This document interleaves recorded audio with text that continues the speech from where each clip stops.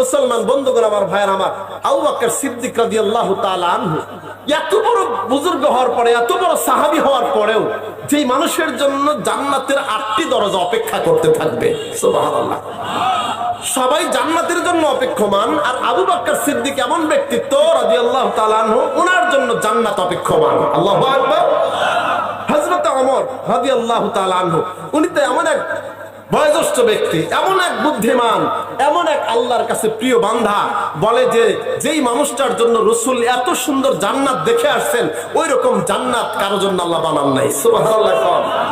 ওমর, তোমার জান্নাতটা আল্লাহ এত সুন্দর করে বানাইছে, আমার ঢুকতে মনে চাইলো, কিন্তু তুমি বড় রাগী, আমার উপর রাগ করতে পারো, তোমার অনুমতি না নিয়ে প্রবেশ করলে, তাই ঢুকলাম না। ওমর রাদিয়াল্লাহু তাআলা মাথাটা নিচু করে দিয়ে, বুখারীর রিওয়ায়াত, রাসূল সাল্লাল্লাহু আলাইহি ওয়াসাল্লামের সামনে হাউমাউ করে কাঁদতেছে আর বলতেছেন, ইয়া রাসূলুল্লাহ, আমি কি আপনার উপর রাগ করতে পারি? আপনি কেন প্রবেশ করলেন না? আল্লাহু আকবার জোরে বলেন। তার মানে আমার নবী ওমরের জন্য জান্নাতের সুসংবাদ দেন, আর এই মানুষগুলো জান্নাতের সুসংবাদ পাওয়ার পরেও আবু বকর বলে, ও আল্লাহ, তুমি কেন আমাকে দুনিয়ায় পাঠাইলা? যদি না পাঠায়, দুনিয়ায় না পাঠাইতা ভালো হইতো, অথবা যদি পাঠাইছে একটা ঘাস বানাইতা, খেয়ে ফেলতো, কাঠ বানাইতা, জ্বালায়া দিত। কথা বলে হ্যাঁ, হযরত ওমর একই কথা, যে আল্লাহ, যদি আমার মায়ের পেটে আমাকে না পাঠাইতেন তাহলে সবচেয়ে ভালো হতো। আজকে আসলাম আর কিয়ামতের ময়দানে হিসাব দেওয়া লাগবে, ও আল্লাহ, কেমনে সহ্য করব? আল্লাহু আকবার। মুসলমান বন্ধুগণ আমার, ভাইয়েরা, লক্ষ্য করে শুনবেন, আর কতদিন আমার মাওলার নাফরমানি করবেন? আল্লাহর দেওয়া বিবেক আর বুদ্ধিটাকে দিয়ে আপনি কতদিন আর মাওলার সঙ্গে দুশ্মনী রাখবেন, আমার নবীর তরিকার সঙ্গে দুশ্মনী রাখবেন রে বাজান? ওমর রাদিয়াল্লাহু তাআলা আনহুর জন্য সেই হাসরের ময়দান, তোমার আমার জন্য সেই হাসরের ময়দান। কথা বল ঠিক না বেঠিক? কোনো পার্থক্য নাই। আবু বকরের জন্য যেই হাসরের ময়দান 50,000 বছরের দিন, তোমার আমার জন্য সেই 50,000 বছরের দিন রে বাজান।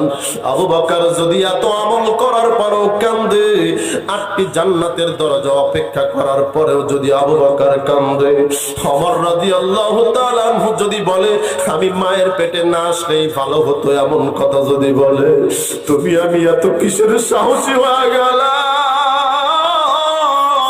তোমার আমার কি কবর নাই, হাসর নাই, মিজান নাই, ফুলসিরাত নাই? ওই দিন কি আমার তোমার উপস্থিত হওয়া লাগবে না রে বাজান? একটু খেয়াল করে দেখো। হযরত ওমরের জীবন থেকে সামান্য একটা কথা শোনাইতে চাই। হযরত ওমর রাদিয়াল্লাহু তাআলা আনহু কেমন করে আমার মাওলার দরবারে কাঁদতেন রে বাবা।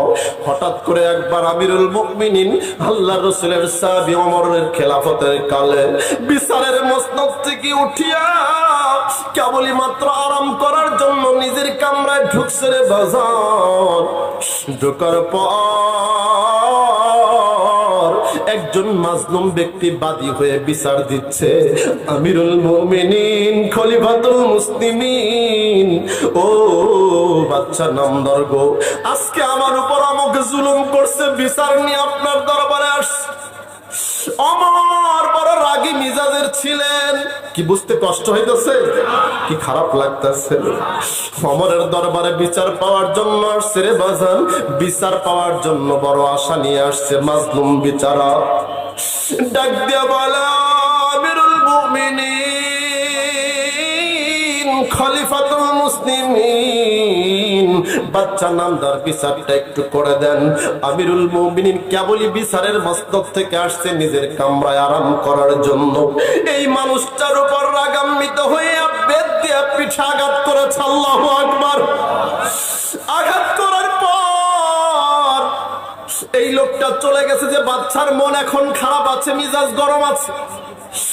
এই লোকটা চলে যাওয়ার পর হযরত ওমর রাদিয়াল্লাহু তাআলা আনহুর ভিতরে অনুশোচনা চলে আসলো। উনি বলতেছে, হায় আমি করলাম কি?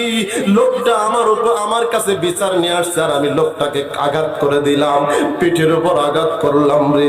এই পিঠের উপর আঘাত করার কারণে যদি কিয়ামতের ময়দানে আল্লাহ পাক জবাব চায়, জবাব দেওয়ার মতো কোনো অবস্থা না। মনটা নরম করে দাও।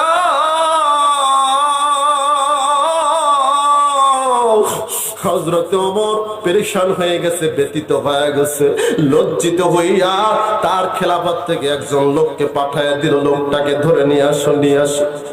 নিয়ে আসার পর সংক্ষিপ্ত করে দিলাম, উমর রাদিয়াল্লাহু তাআলা আনহু যেই বেত দিয়ে আঘাত করেছিল, ওই বেতটা ওই লোকের হাতে, মাজলুম বেচারার হাতে দিয়া বলল, এই যে উমরের পিঠ, আর এই যে তোমার হাতের বেত, আমার গায়ে যতগুলো মারার দরকার মারো, তাও আল্লাহর কাছে বিচার দিও না, আমি বিচার সহ্য করতে পারবো না। তোমার হাতের বেতার আমার পিঠ দিয়ে দিলাম, লাগাও লাগাও লাগাও। লোকটা চোখের পানি ছেড়ে দিয়ে কাঁদে আর বলে, আমিরুল মুমিনিন, আমি কি আপনার উপর রাগ করতে পারি? আল্লাহর রাস্তে আপনাকে আমি মাফ করে দিলাম।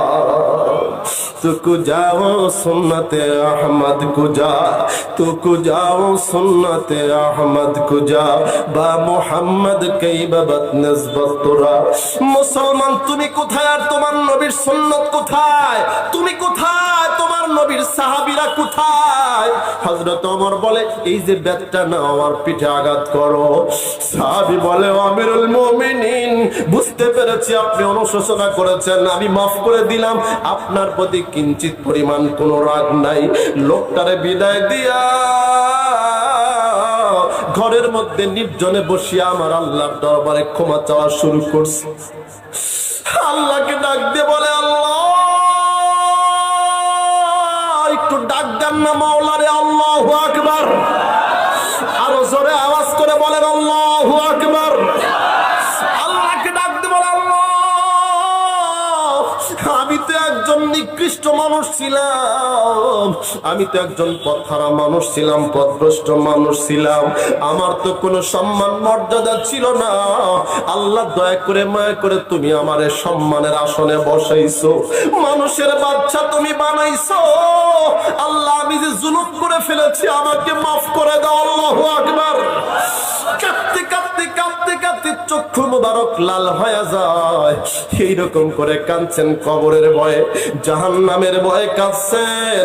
এটার নাম হলো জ্ঞানী। বাজান, তোমার চোখে কোনোদিনও পানি আসলো না?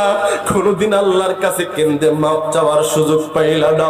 কত মানুষকে কথা দিয়ে কষ্ট দিয়েছো, কত মানুষকে হাত দিয়ে কষ্ট দিয়েছো রে বাবা। শুধু কি তাই? হযরত ওমর রাদিয়াল্লাহু তাআলা আনহুর দিকে তাকায় দেখো, হযরত ওমর রাদিয়াল্লাহু তাআলা আনহু যখন খিলাফতের মসনদে বসা, ওই সময় তিনি তার গোলাম আসলাম রাদিয়াল্লাহু তাআলা আনহুকে ডাক দিয়ে বললেন, ও আসলাম রে, চলো দেখি আমার রাজ্যের ভিতরে কার কি অবস্থা, খবরটা একটু নিয়ে আসি। এইবার খবর নেওয়ার জন্য বের হয়ে গেলেন। বের হওয়ার পর এরকম ভাবে মরুভূমির দিকে চলে গেলেন। যাওয়ার পর দেখতেছেন যে এরকম ভাবে কোথায় একটা তাঁবু দেখা যায়, ওই তাঁবুর ভিতরে টিপ টিপ করে আলো জ্বলে, আর কি যেন খটখট করার আওয়াজ পাওয়া যায়। গোলাম আসলামকে সাথে নিয়ে ওমর রাদিয়াল্লাহু তাআলা সামনের দিকে অগ্রসর হয়ে গেলেন। যাবার পর একটা মহিলার কণ্ঠের যখন আওয়াজ পাইলেন, মহিলাকে ডাক দিয়ে বললেন, বোন গো, তোমার কাছে আসার জন্য একটু অনুমতি চাই, দিবানি? বলে, হ্যাঁ আসতে পারেন, কোনো অসুবিধা নাই। ওই মহিলাকে ডাক দিয়ে বলতেছেন, এত রাত্রিতে কেন তুমি রান্না করতেছো? দিনের বেলায় কি সুযোগ পাও নাই? মহিলা ডাক দিয়ে বলে, ও আমিরুল, ও ভাই, ভাইজান। তখনও পর্যন্ত ওই মহিলা আমিরুল মুমিনিন ওমরকে চিনতে পারেন নাই। ওমর রাদিয়াল্লাহু তাআলা আনহুকে ডাক দিয়ে বলতেছেন, ও ভাইজান, আমার ঘরে কোনো খাবার দাবার কিছুই নাই, রান্না করব কি? এই যে আমার ছোট ছোট বাচ্চারা, এতিম বাচ্চারা শুয়ে আছে, এদের আজ কয়েকদিন পর্যন্ত পেটে খাবার নাই। খোদার যন্ত্রণায় এরা ছটফট ছটফট করতেছিল, হাউ মাউ করে কান্নাকাটি করতেছিল। আমি এরকম চুলার মধ্যে একটা ডেকসি দিয়া, এর ভিতরে পানি দিয়া আমি খটখট খটখট করতেছি, যাতে আমার সন্তানেরা মনে করে আমার মা যেন কি রান্না করে আমাদেরকে খাওয়ার ব্যবস্থা করতেছে। ও ভাইজান, কি বলবো আমাদের দেশের আমিরুল মুমিনিনের কথা। আমাদের মতো গরিব মানুষের খবর নেয় না, আমিরুল মুমিনিনের কাছে বিচার দিয়ে দিচ্ছে। আমিরুল মুমিনিন ওপেন করেন নাই পরিচয়, চুপ করে এখনো শুনতেছেন। বলেন কি হয়েছে বলো। বলে যে আমার ছেলেদের খাবার না, আমি শুধুমাত্র পানি দিয়ে রান্না করতেছি যাতে আমার সন্তানেরা ঘুম চলে আসে। এইবার ওমর রাদিয়াল্লাহু তাআলা আনহু নিজের ভুল বুঝতে পারিয়া সাথে সাথে চলে আসছেন তার রাষ্ট্রীয় কোষাগারে। আসার পর ডাক দিয়ে গোলামকে বলতেছে, আসলাম তুমি এই বস্তার ভিতরে যা কিছু আছে খাবার দাবার বড়, আটা আছে যা আছে বড়, খাবার দাবার খেজুর পানি ইত্যাদি এই বস্তার ভিতরে ভর্তি করো, আর আমি ওমরের কাঁধে উঠাইয়া দাও, বহন করে আমি তাদের খাবারের ব্যবস্থা করে আসব। মুসলমান গোলাম বলে, আমিরুল মুমিনিন এইটা কি মানানসই হয়? আমার কাঁধে তুই আপনার কাঁধে নিবেন গো আমিরুল মুমিনিন? বলে এর হিসাব কিয়ামতে তুমি দিবা না, কিয়ামতে হিসাব দিতে হবে আমি আমিরুল মুমিনিনের ওমরের। আল্লাহু আকবার। এইবার সংক্ষিপ্ত করে দিলাম মুসলমান, হযরত আমিরুল মুমিনিন খলিফাতুল মুসলিমিন নিজের কাঁধে বহন করে এই ঘটনা আপনারা জানেন। তারপরে বলছি বাবা, আল্লাহর ভয় কাকে বলা হয়, জাহান্নামের ভয় কাকে বলা হয়? জান্নাতের সার্টিফিকেট পাওয়ার পরেও তিনি বলতেছেন আমার হাসরের ময়দানে হিসাবের কাঠগড়ায় আমারই দাঁড়ানো লাগবে, আমার কাঁধে উঠাইয়া দাও। গোলাম বাধ্য হয়ে যখন উঠাইয়া দিল, হযরত ওমর ফারুক রাদিয়াল্লাহু তাআলা আনহু ওই মহিলার তাবুর মধ্যে যাইয়া নিজের হাতে রান্না বাড়ি করিয়া ওই শিশু বাচ্চাদের মুখের মধ্যে নিজ হাতে খাবার তুলে দিল। মুসলমান খাবার খাওয়াইয়া ওই শিশুদের হাস্যোজ্জ্বল অবস্থায় রাখিয়া যখন আসতেছিল, কিছুক্ষণ আসার পরে বসে পড়ল। বসে পড়ার পর গোলাম ডাক দিয়ে বলতেছে, ও মনিব গো, আপনি হঠাৎ করে রাত্রিবেলায় কেন বসতেছেন? বলে, ও গোলাম, আমি যেই সন্তানদের কান্নার আওয়াজ আমার কানে শুনেছি, আমি আবার আমার কানের ভিতরে তাদের হাসির আওয়াজ শুনতে চাই। মুসলমান, এর নাম হলো আল্লাহর ভয়, এর নাম হলো আল্লাহর শরণ। আপনি কেন একটু আল্লাহর ভয় করে গুনার কাজ ছেড়ে দিবেন না? এই যে মাদ্রাসা দেখতেছেন গো বাবা, এই মাদ্রাসায় এইরকম মানুষই তৈরি হয় ইনশাআল্লাহ। জোরে কোন ঠিক না ঠিক? ওমরের মতো মানুষ যদি বানাইতে চাও, আবু বকর সিদ্দিক রাদিয়াল্লাহু তাআলা আনহুর আদর্শের মানুষ যদি বানাইতে চাও, সাহাবায়ে কেরামের নমুনায় যদি তোমার ছেলেকে রেখে যেতে চাও, আমার নবীর তরিকার উপর যদি তোমার সন্তানকে রেখে যেতে চাও, তাহলে এইরকম দ্বীনি মাদ্রাসায় তোমার সন্তানদেরকে দিয়া দাও। এ মুসলমান, দুঃখের সাথে বলতে হয়, আজকে দুনিয়ার লোভে পড়ে নিজের সন্তানদেরকে এমন শিক্ষায় শিক্ষিত করলা, তোমার জানাজাটা মরণের সময় পড়তে পারবে না। তোমার সন্তান ঘুষের কারবার করবে, সুদের কারবার করবে। বড় বড় অফিসের অনেক বড় বড় অফিসাররা আছে, সুদ ঘুষ খায়া খায়া পেট মোটা করতেছে, আছে না নাই? ও বাবারা,